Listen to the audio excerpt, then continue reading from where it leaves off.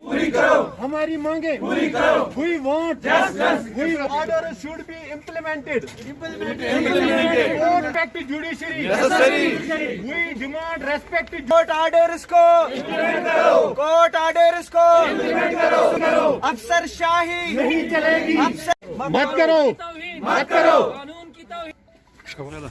We are empanelled RET candidates.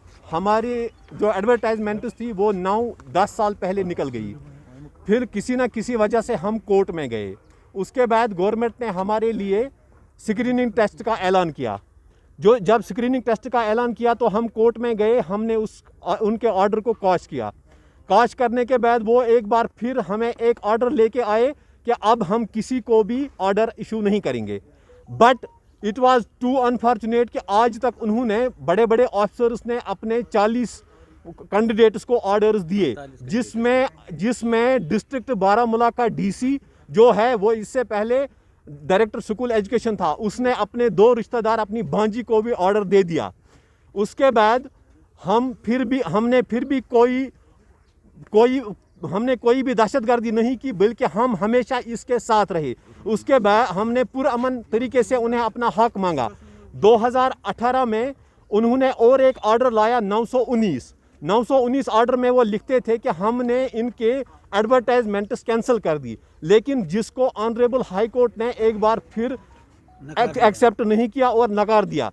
उसके बाद वो कई दिन पहले सुप्रीम कोर्ट का दरवाज़ा खटखटाने गए, government of Jammu and Kashmir supreme court का दरवाज़ा खटखटाने गई कि हम उस ऑर्डर को अब सुप्रीम कोर्ट में चैलेंज करेंगे। लेकिन 4 जनवरी 2021 को सुप्रीम कोर्ट ने भी उनके ऑर्डर को वहाँ पे डिसमिस किया।